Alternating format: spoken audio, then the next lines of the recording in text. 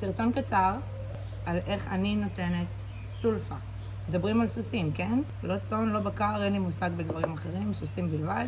אנטיביוטיקה, חזקה, מרה. ניסיתי לתת אותה בהמון צורות בעבר.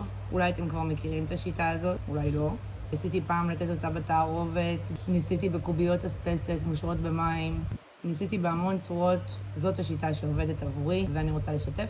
לוקחים את הסולפה לפי כמות שווטרינר המליץ, עובדים לפי הוראות וטרינר. אני שמה אותה בכוס, ואני מוסיפה לה ויטמינצ'יק. כמות של בערך 1:1, תזכרו שזה צריך להיאסף על ידי מזרק, ואני מתחילה לערבב היטב ובסבלנות בכל הדפנות.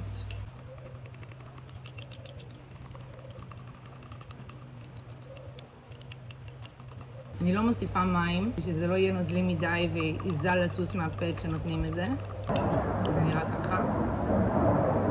עכשיו אני אוספת את זה למזרק, אני משתמשת במזרק של 60 מילי, בצורה כזאת. מתן תרופה לפה, אני משתמשת באותו מזרק שוב ושוב, כל עוד הוא טוב. שוטפת אותו, מנקה אותו ומשתמשת בו שוב. הוא טיפה נצמצם פה את ה... ואת זה אנחנו נותנים לסוס פעם אחת, זה נכנס לפה, אני אראה לכם איך. טוב, זאת סוסה שרגילה לקבל תרופה. במידה ועושים את זה מחוץ לתא, עם סוס קשור, אז כמובן חבל משוחרר, למידה והוא ייבהל או ימשוך.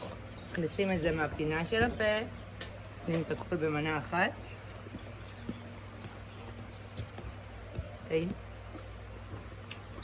ובסוף מנגבים לסוס את הפינות של הפה, תכף אני אביא מגבת, כדי שלא יבואו זבובים אל הוויטמינצ'יק.